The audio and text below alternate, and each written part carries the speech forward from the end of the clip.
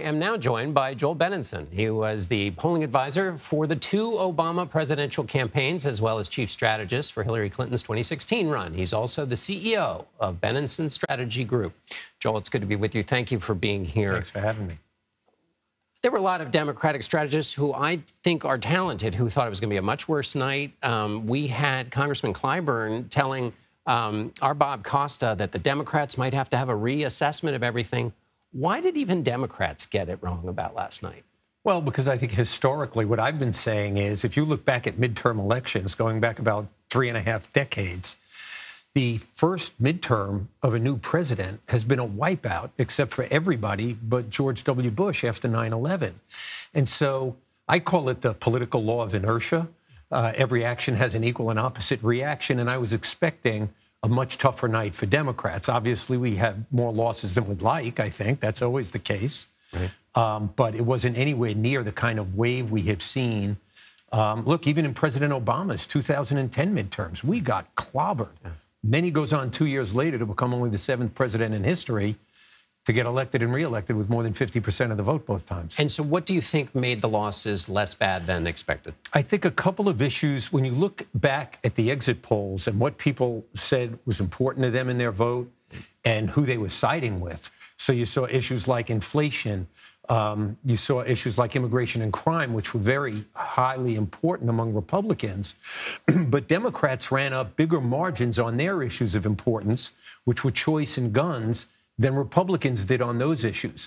So I think we had a more impassioned base, if you will, on the issues that would matter to our voters more so than the Republicans. And I think it made a difference in a lot of places, keeping it closer than we would have expected. And what about the question of democracy being on the ballot? There was definitely some snickering, even in Democratic camps, at the end when President Biden was saying it, former President Obama sort of saying, is that really going to motivate anybody? It's kind of vague. Both sides see it differently. What's your feeling about that as a message? I wasn't involved in shaping that, but I wonder if it wasn't a bit of a bank shot way of going at Donald Trump without going at Donald Trump and all of his bogus claims about election theft and all that nonsense. Mm-hmm. And so I think it reinforced with some voters, including some swing voters, saying, hey, yeah, we got to keep a level head here. We can't give it over to the wingnuts who are complaining about elections being stolen.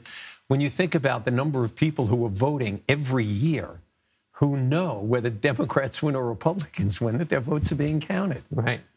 You have advised presidents, and so I wonder what you think about Joe Biden, who at his press conference today on Wednesday said that he's not going to change anything in a fundamental way, meaning his posture at the moment.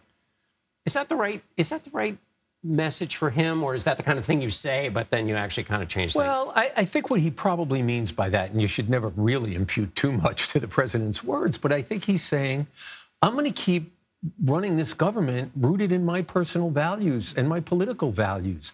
I think the American people showed yesterday that they're a lot closer to us than a lot of people thought. And I think he's reinforcing that he believes he's taking the country in the right direction, and he's going to keep moving it in that direction, that this election was in no way a big win for the opposition party. So why should he change?